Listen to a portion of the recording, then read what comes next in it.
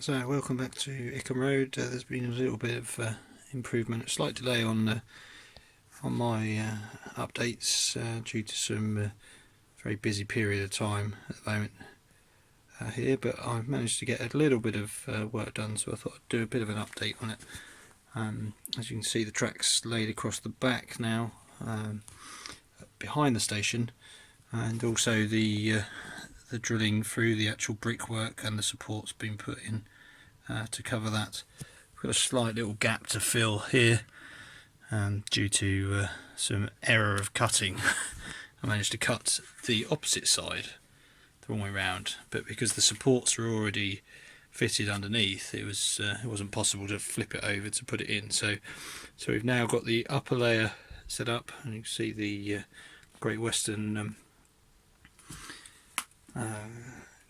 chain there with a couple of coaches just testing it out, and also still left there the spirit levels there to sort of prove that it is pretty level for these things. Obviously any tiny little bit of gradient makes a massive difference on the railway line, so it can slow the trains down by an awful lot or speed them up if they're going downhill. So we'll just follow the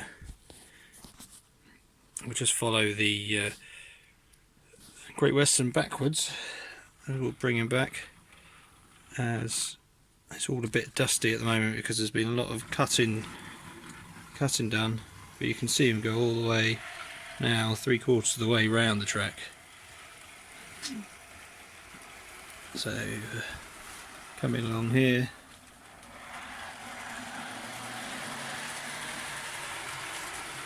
and down the slope,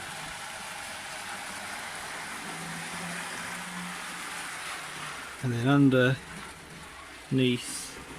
which will be cutting a slight section of that because it's quite tight for the trains at the moment to get underneath, as you can see, but they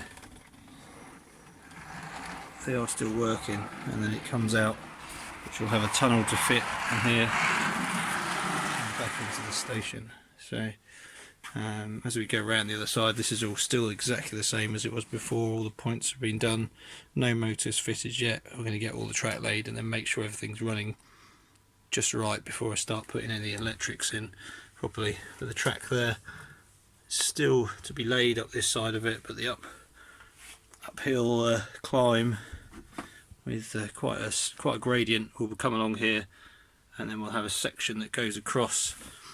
And my plan is to actually leave this track visible at the back so that it's easy to get to in case there's any trouble, derailments or anything like that. And they will I'll be able to get to them. Plus it makes it easier for when I have to do the points and everything on this section here. But yeah, really chuffed with what's going on. So we've got 2 more sections to fit, which are cut, and hopefully tomorrow I'll be able to get this last part of it done. And then actually have a complete circuit, so 2 loops of the layout done, and be able to run some trains around it. I also have some sort of exciting news. I was given some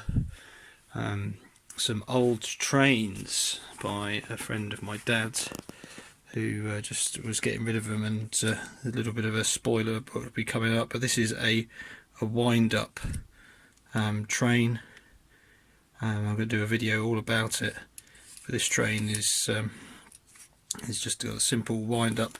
It'll do about 2 laps or circuits of this track, which is quite impressive as it's only a spring. But I'm going to do an unboxing of all of the trains and everything, and various old-fashioned stuff that he had, which is dated from about the 1960s, I believe. Maybe a little bit earlier, but some of it's handmade, some of it's purchased, so it's quite exciting really to go through it, and I'm honoured really to have the opportunity to continue looking after his old trains. But yeah, as I say, there it is, little tiny tank engine.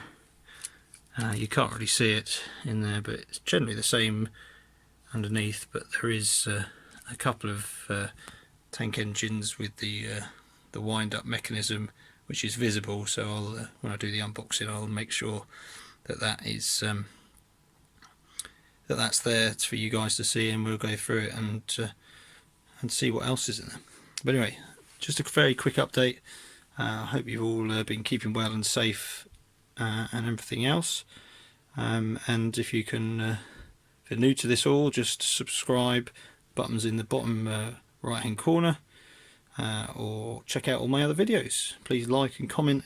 I'm more than happy to talk about the things that I'm doing and plans that I've got for once the track's down, and what sort of modelling is going to be happening, because we'll have an aspect of a road coming along past these shops that will be leading up to a car park at the station.